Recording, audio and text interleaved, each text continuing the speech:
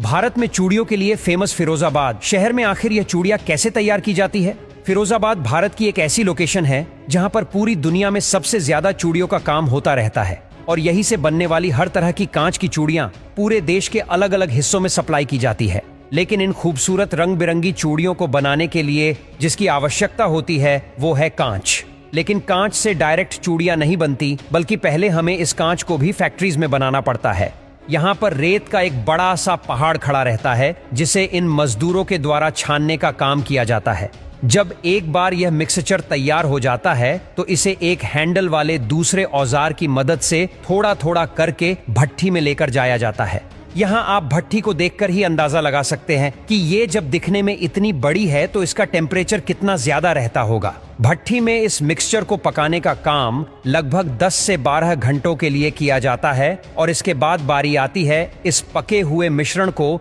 भट्टी से निकालने की, जिसके लिए एक बार फिर ये ट्रेंड मजदूर आगे आते हैं। अब यहाँ आप देखेंगे कि भट्टी में इतने घंटे पकने के बाद कांच तैयार हो चुका है, जिन्हें फैक्ट्री के वर्कर्स के द्वारा लोहे की रोड पर लपेट दिया जाता है और अब इस गर्म कांच को उठाकर भट्टी से निकालकर आगे प्रोसेस के लिए दे दिया जाता है। अब यहाँ पर आगे के प्रोसेस में यह गर्म कांच को दूसरे वर्कर्स को दे दिया जाता है, जहाँ इन्हें थोड़ी देर तक ठंडा होने के लिए छोड़ दिया जाता है। लेकिन फिर भी यहाँ बैठा मजदूर इन्हें एक खास तरह के औजार से दबाकर एक खास शेप में लाने की कोशिश करता है ताकि कांच को आगे प्रोसेस करने में आसानी हो सके। जब एक बार ये खास तरह के शेप में बनकर तैयार हो जाते हैं तो इन्हें थोड़ी देर के लिए छोड़ दिया जाता है और जब ये थोड़ा और नॉर्मल हो जाते हैं तो इन्हें आगे प्रोसेस के लिए भेज दिया जाता है, जहाँ पर इनकी कलरिंग की जाती है। अब भट्टी में गर्म किए गए कलर को कांच के टुकड़े पर लगाया जाता है और उसे हर तरफ से कांच के टुकड़े पर फैलाने की कोशिश की जाती है। जब एक बार इन पर कलर चढ़ जाता है तो अब इन्हें दूसरी भट्टी में डाल दिया जाता है